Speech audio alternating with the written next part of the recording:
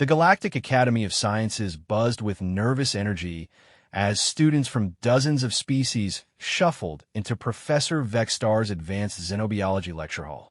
The massive chamber, designed to accommodate beings ranging from the diminutive pixel to the towering Gorvani, filled with a symphony of clicks, chirps, and mechanical translations.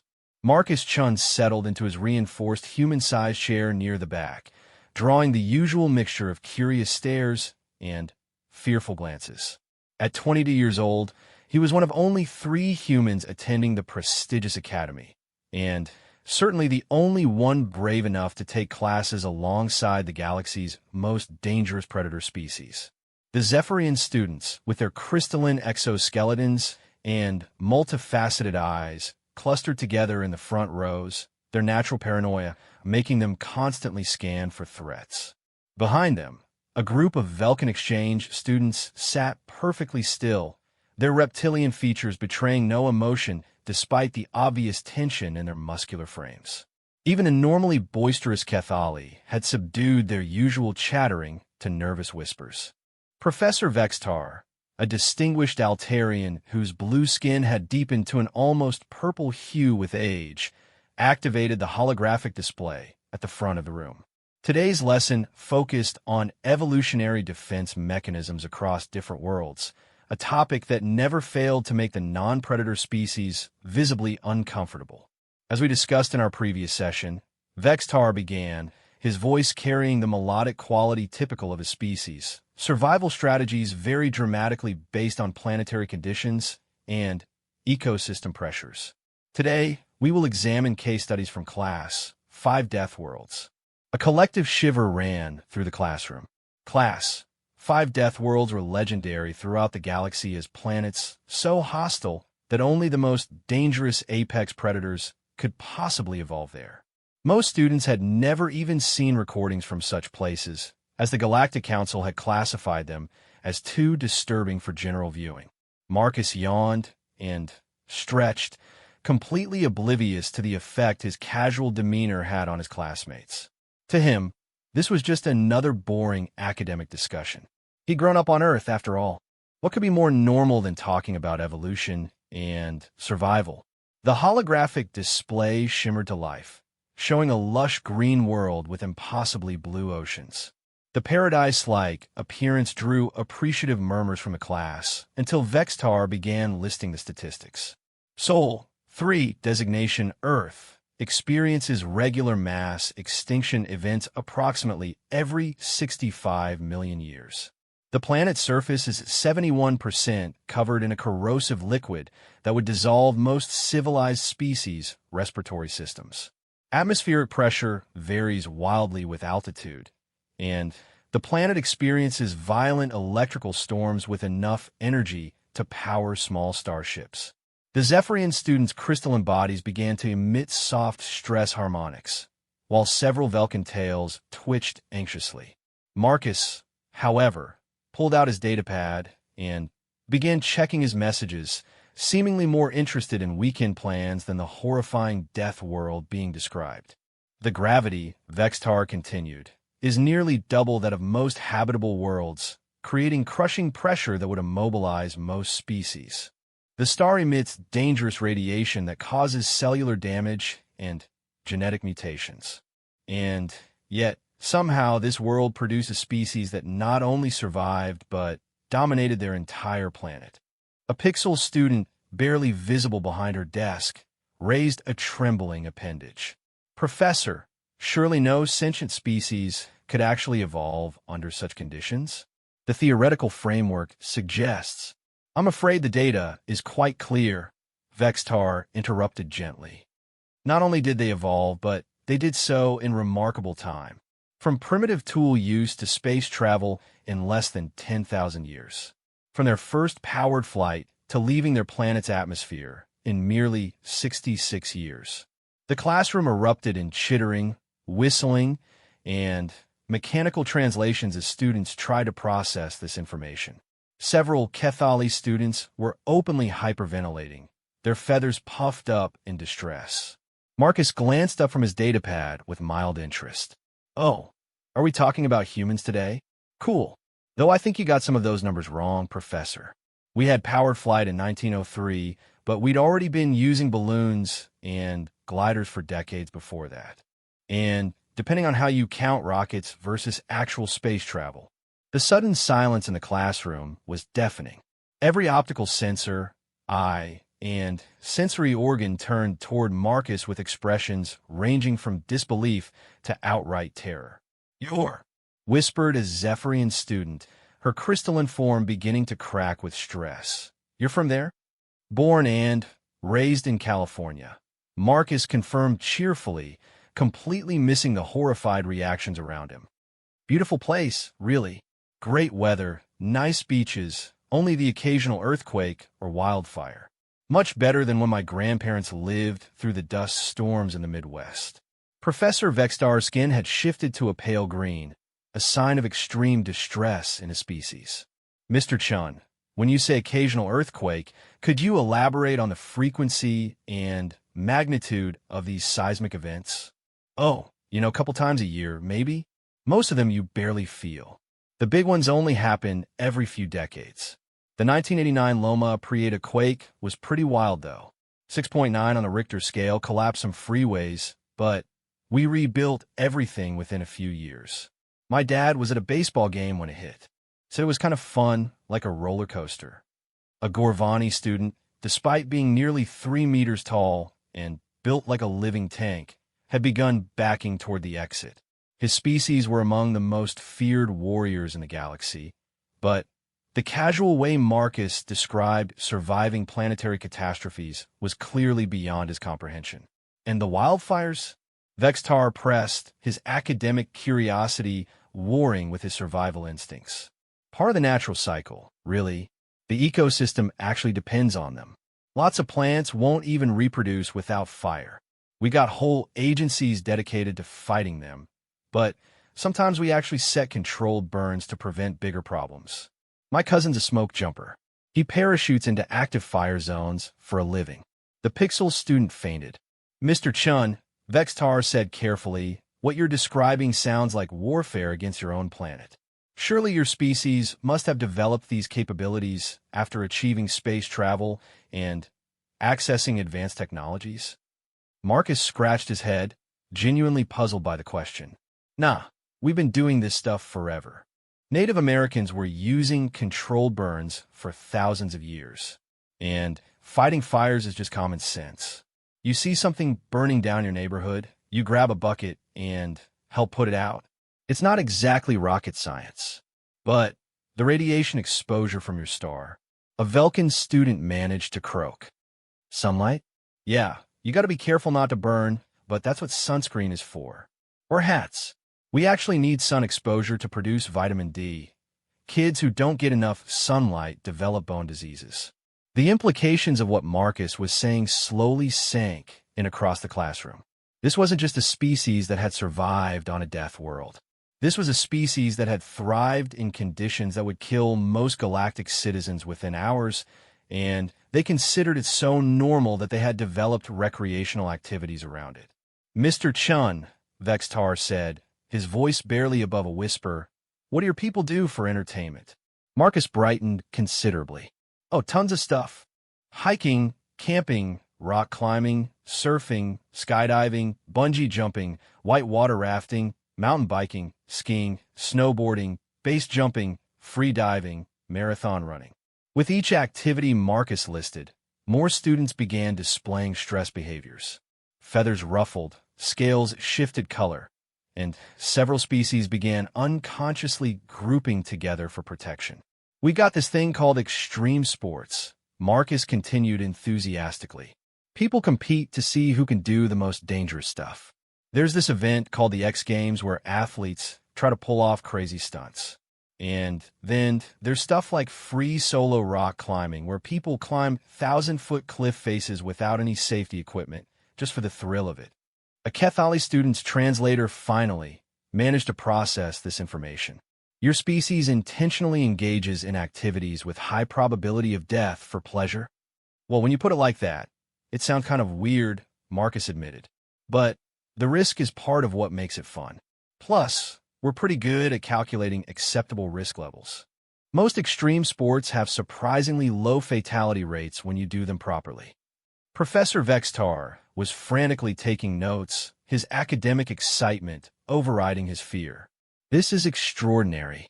Your species has essentially weaponized leisure activities.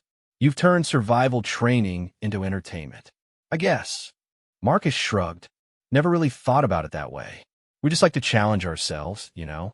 Push our limits, see what we're capable of. Life's pretty boring if you just sit around doing nothing. The comment about life being boring caused another wave of stress reactions throughout the classroom. For most galactic species, boring was the ideal state of existence. Boredom meant safety, predictability, and continued survival. "What about your sleep cycles?" asked a Zephyrian student, clearly hoping to find some normal aspect of human existence. "Surely your species requires extensive rest periods to recover from these activities?" "About 8 hours a night, usually," Marcus replied, "though plenty of people get by on less. Some of us are night owls, others are early risers. During finals week, I probably averaged 4 or 5 hours a night for 2 weeks straight. Wasn't fun, but it's doable with enough coffee." Coffee. Vextar's ears perked up with interest. Caffeine, mild stimulant. We brew it from roasted beans. Most humans drink at least 1 cup a day. Some people drink 10 or 12 cups. Helps keep you alert and focused. Your species regularly consumes stimulants? The professor's voice rose an octave. "Well, yeah. Coffee, tea, energy drinks, chocolate, soda. Caffeine is probably the most widely used psychoactive drug on Earth. Pretty much every culture has some form of it. The revelation that humans casually consumed psychoactive substances on a daily basis pushed several students over the edge. A group of Pixel students began evacuating toward the exits, their tiny forms scurrying between the desks. "Mr. Chun," Vextar said, struggling to maintain his academic composure. "You mentioned chocolate. Could you describe this substance?" "Sure. It's made from cacao beans. Contains caffeine and theobromine, which is actually toxic to most Earth animals, but humans process it just fine. We turn it into candy, drinks, desserts. It's associated with pleasure and romance in most human cultures.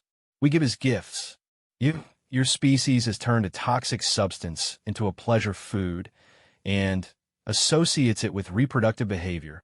I mean, it's not toxic to us," Marcus said, still not grasping why everyone seemed so freaked out. "Dogs can't eat it, and it'll kill cats, but humans have been consuming cacao for thousands of years. The Aztecs used it in religious ceremonies. They thought it was a gift from the gods." At this point, Professor Vextar realized that continuing the lesson as planned would likely result in a complete classroom evacuation. The systematic revelation of human normal behaviors was causing species-wide stress responses among his students. "Perhaps," he said carefully, "we should take a brief recess. I believe some of our students may need time to process this information." As students began filing out of the classroom in various states of distress, Marcus remained in his seat, finally looking around and noticing the chaos his casual comments had caused.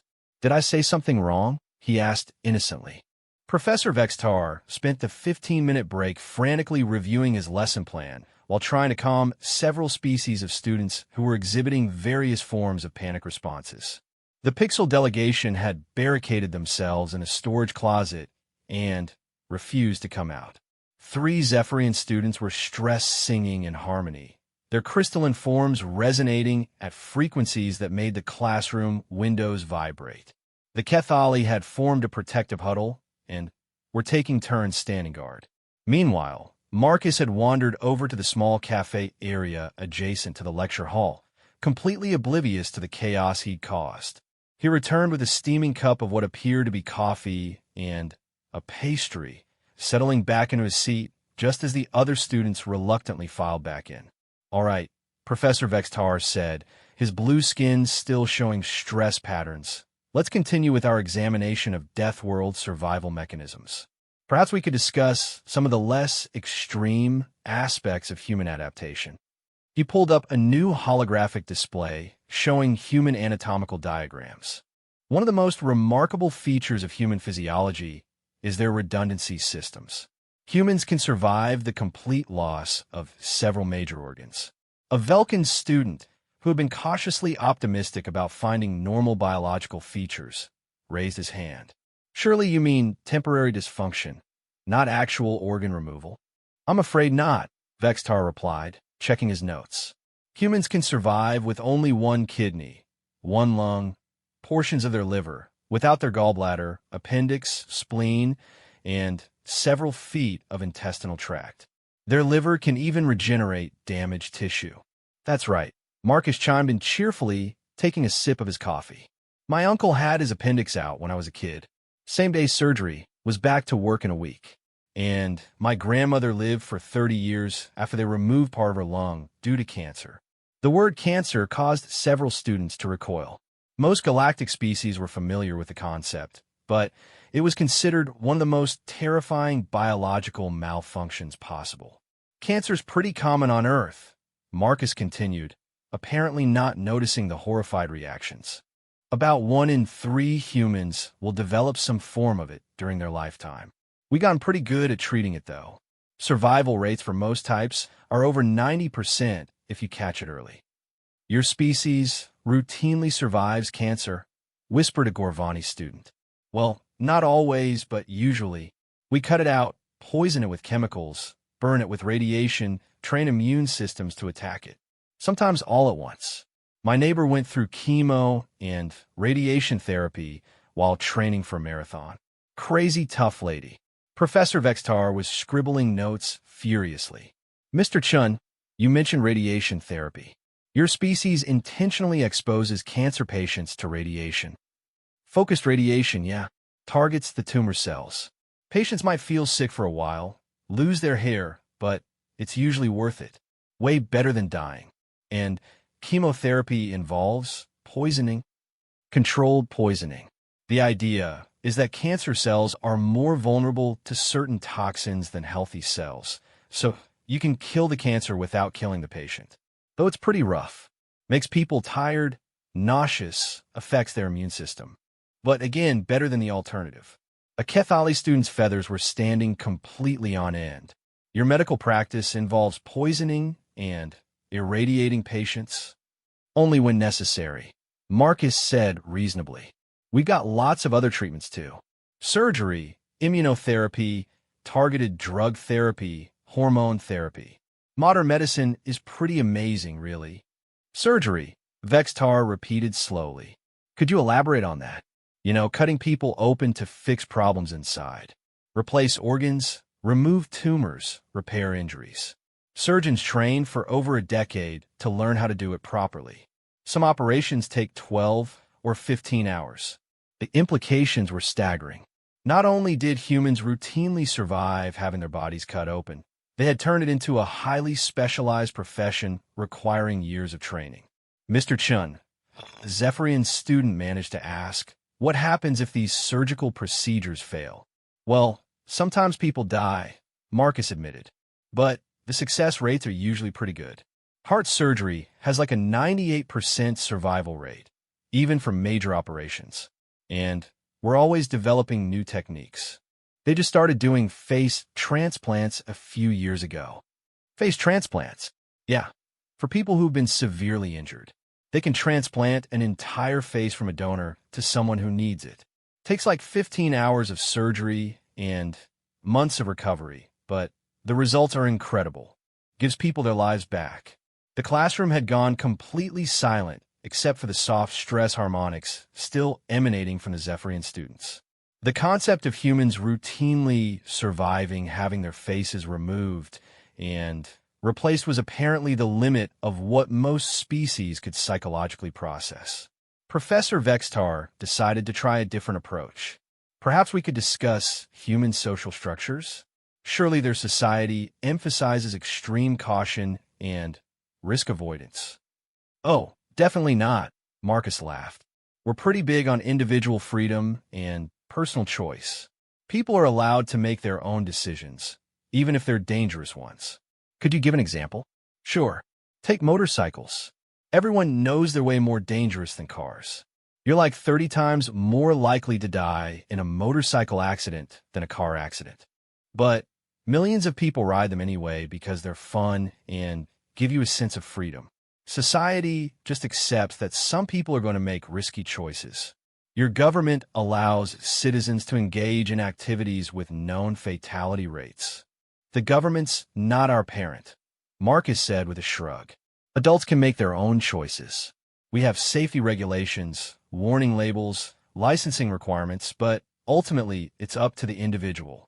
Same with smoking, drinking, extreme sports, dangerous professions. A Velkin student was beginning to hyperventilate. You mean your species allows individuals to voluntarily engage in potentially lethal activities for personal satisfaction? Well, yeah, life's short. Might as well enjoy it.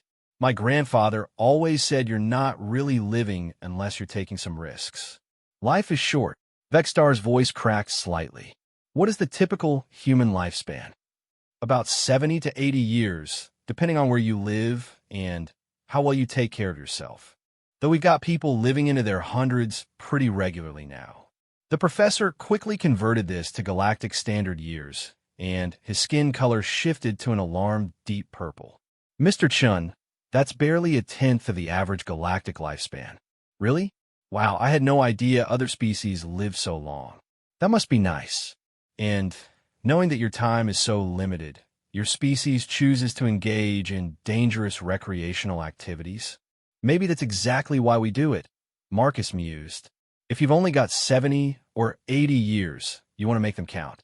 Sitting around being safe all the time sounds pretty boring. The philosophical implications of this statement rippled through the classroom like a shockwave. Most galactic species spent their extended lifespans focused on safety, security, and gradual accumulation of knowledge. The idea that a species might choose intensity over longevity was revolutionary. Mr. Chun, Vextar said carefully, what would you consider the most dangerous profession on your planet? Oh, that's tough. Probably commercial fishing in rough seas, or logging, or mining. Maybe military special forces or emergency responders.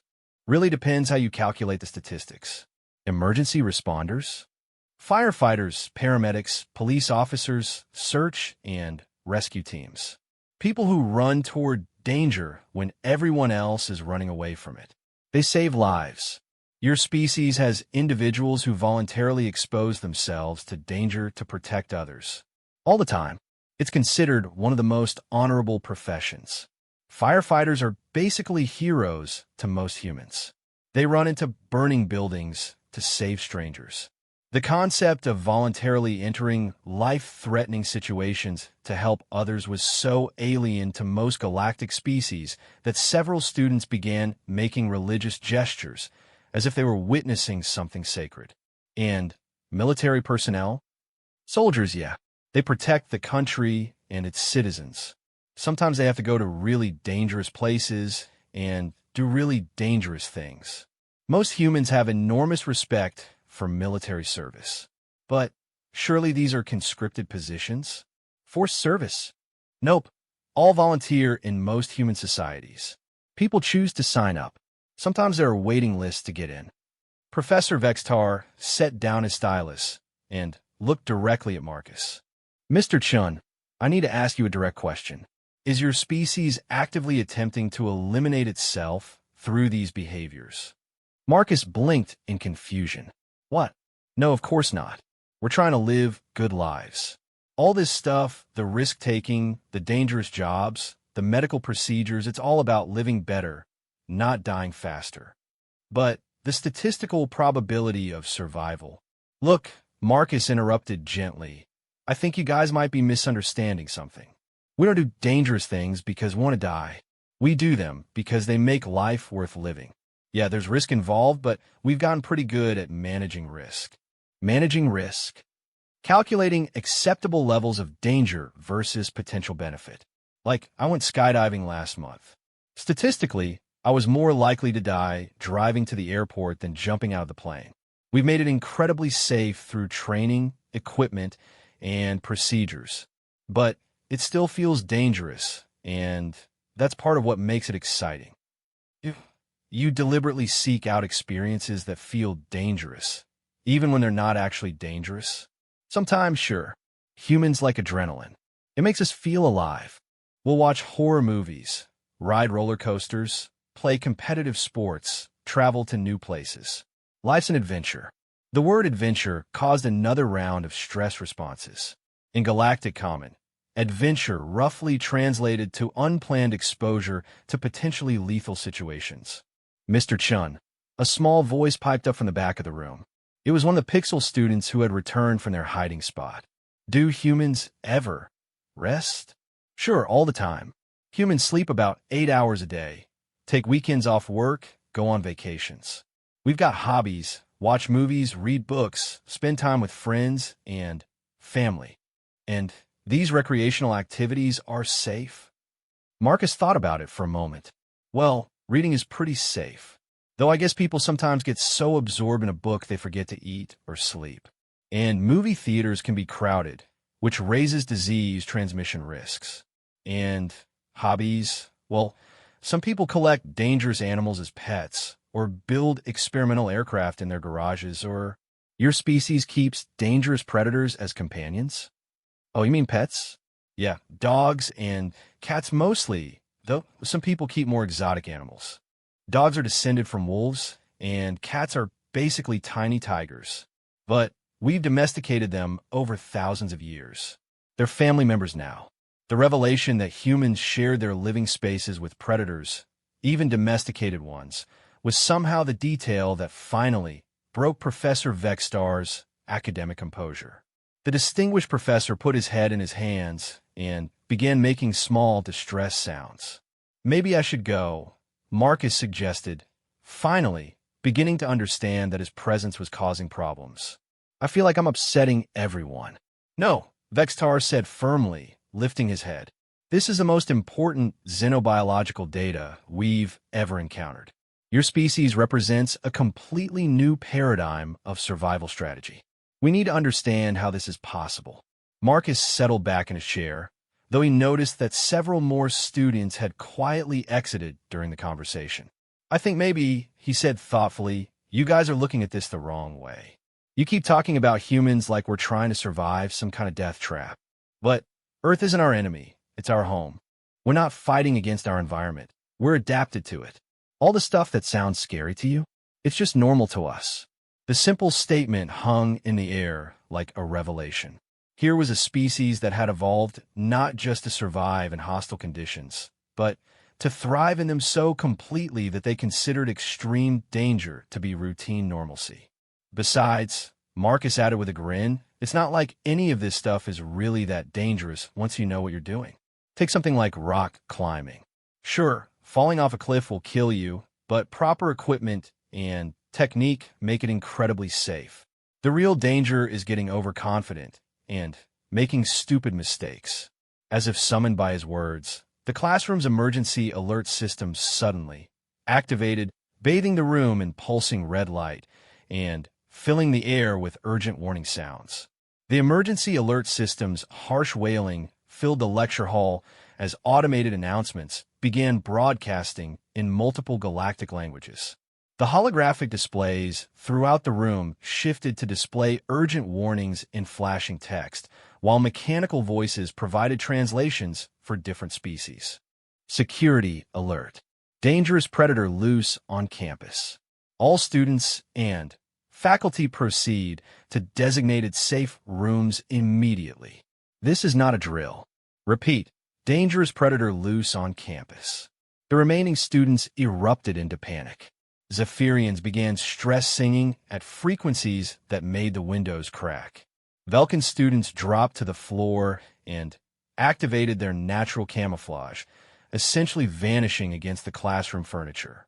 The few Kethali still present immediately began swarming toward the emergency exits, their feathers puffed to maximum size in terror. Professor Vextar's skin had shifted to pure white, indicating maximum fear response in a species. His hands shook as he tried to access the classroom's security protocols. Everyone remain calm, he called out, though his own voice was cracking with panic. Follow emergency procedures. The safe room is through the rear exit. Marcus, meanwhile, looked around with mild interest at the chaos surrounding him. While every other being in the room was displaying obvious signs of mortal terror, he seemed merely curious about the commotion. "Huh," he said, raising his voice to be heard over the alarms. "What kind of predator are we talking about here? Like dangerous how?" "Mr. Chun," Professor Vextar shouted, "this is an emergency. You need to get us safety immediately." "Right, but I'm just wondering what we're dealing with," Marcus replied reasonably. "Is it something that's going to break down the doors, or more like a venomous creature that we need to watch out for?" The question seemed to momentarily stun several students who were fleeing toward the exits. The idea that someone might want to gather tactical information about a threat instead of immediately running was completely alien to them. "Doesn't matter," squeaked a Pixel student. "Dangerous predator means death." "Well, it might matter for determining the best response," Marcus said thoughtfully. "If it's something big and aggressive, then hiding is probably smart. But if it's small and venomous, we might need different precautions." Before anyone could respond to this disturbingly logical approach to danger, the main classroom door suddenly exploded inward. The reinforced portal, designed to withstand significant force, buckled and tore as something massive smashed through it. What entered the classroom was every galactic citizen's worst nightmare. A Korvaxi nightmare stalker stood nearly 4 meters tall at the shoulder, its obsidian carapace gleaming with razor-sharp edges. 6 legs, ending in meter-long claws, carried its serpentine body with fluid grace, while mandibles capable of crushing starship hulls clicked menacingly. Most terrifying of all were its eyes, hundreds of them covering its head in a compound array that could track dozens of targets simultaneously. The Nightmare Stalker was legendary throughout the galaxy as the perfect killing machine. Native to Korvax Prime, a world so hostile that even the Galactic Council had declared it off-limits, these creatures were rumored to be capable of hunting and killing entire starship crews within minutes. The few students who hadn't already evacuated the room froze in absolute terror. Several Zephyrians simply shut down, their crystalline bodies going dark as their consciousness retreated into protective comas. The remaining Kethali began involuntary molting from stress, filling the air with loose feathers. Professor Vextar, despite his academic fascination with dangerous species, was backing slowly toward the emergency exit while fumbling for his personal communicator to call for military assistance. The Nightmare Stalker's head swiveled as its compound eyes took in the room, clearly evaluating targets. Its mandibles spread wide, revealing rows of serrated cutting surfaces designed to slice through virtually any material. A low, rumbling sound emerged from deep within its thorax, a sound that most species instinctively recognized as the prelude to a killing strike. In this moment of absolute terror, with certain death stalking through their classroom, Marcus Chun did something that will be talked about in xenobiology circles for centuries to come.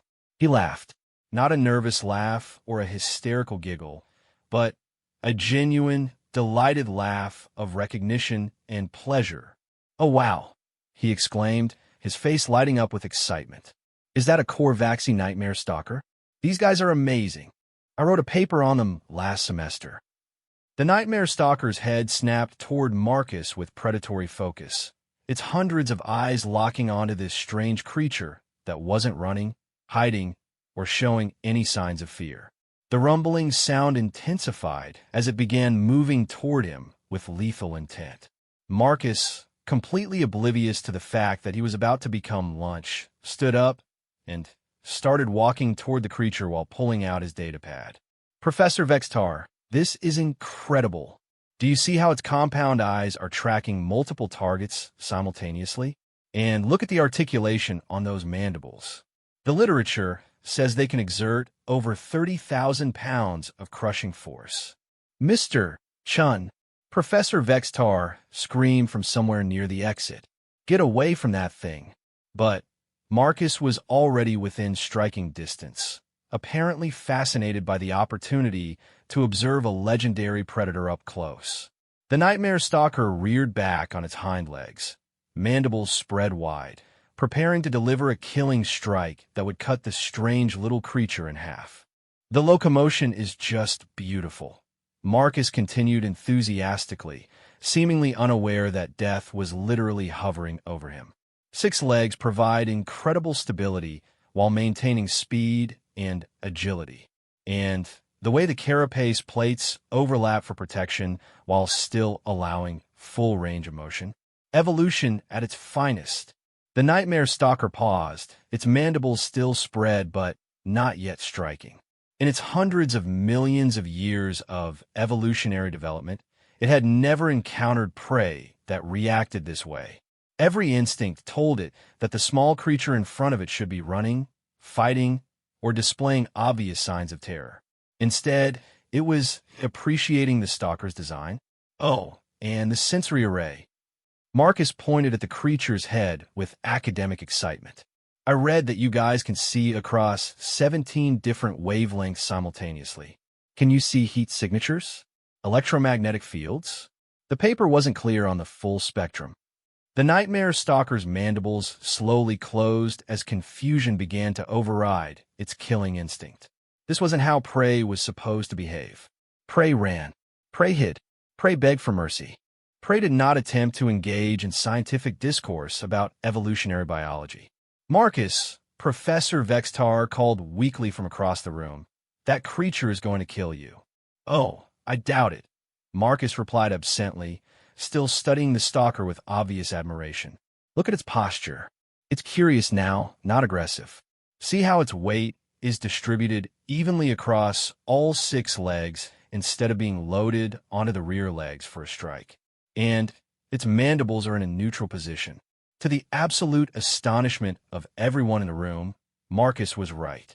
The nightmare stalker had shifted from a hunting posture to what could only be described as an investigative stance. Its head tilted slightly as it examined this bizarre creature that showed no fear. Besides, Marcus continued, humans and nightmare stalkers aren't natural enemies. You guys evolved to hunt herd animals and pack predators on Corvax Prime, right? Humans don't fit either category. We're persistence hunters and opportunistic omnivores. Completely different ecological niche. The stalker made a different sound now. Not the rumbling threat from before, but something that almost sounded like a question. Its compound eyes focused on Marcus with what appeared to be genuine curiosity. Are you trying to communicate? Marcus asked, his excitement growing. The literature mentioned that nightmare stalkers have complex social behaviors in their natural habitat. Do you have language? Symbolic reasoning. What happened next would require xenobiologists to completely rewrite their understanding of interspecies communication. The nightmare stalker, this legendary killing machine that had terrorized the galaxy for millions of years, carefully lowered itself to the ground and extended one of its smaller appendages toward Marcus in what was unmistakably a gesture of peaceful contact. Marcus grinned and slowly reached out to touch the appendage, making what he hoped were non-threatening noises. You're beautiful, he said softly. Absolutely beautiful. I bet you're intelligent too, aren't you? Just because you're designed to be a perfect hunter doesn't mean you're just a mindless killing machine. The stalker's response was to emit a series of complex harmonic sounds that definitely seemed like communication attempts. Marcus listened carefully and then tried to imitate some of the simpler sounds, creating a bizarre scene of a human attempting to speak nightmare stalker while the creature listened with obvious interest. Professor Vextar, who had been frozen in terror against the wall, began fumbling for his recording equipment. Academic excitement was starting to override his survival instincts as he witnessed what might be the first peaceful interspecies contact between a galactic citizen and a nightmare stalker. Mr. Chun, he called out cautiously, are you actually communicating with that creature? I think so, Marcus replied without taking his eyes off the stalker. It's definitely trying to tell me something. The harmonic patterns are too complex to be random. The nightmare stalker shifted position again, moving closer to Marcus with obvious trust. Several of its smaller appendages were extended in what appeared to be gestures of friendship or curiosity. "This is impossible," whispered a Zephyrian student who had emerged from protective coma to witness the scene. "Nightmare stalkers don't communicate. They only kill. Maybe they only kill things that threaten them," Marcus suggested. "Look at it from its perspective. It escapes from wherever it was being held, probably scared and confused, ends up in a room full of creatures making panic noises and running away. Of course it would react defensively." As if to prove his point, the stalker began making softer sounds while gently touching Marcus's hand with one of its appendages.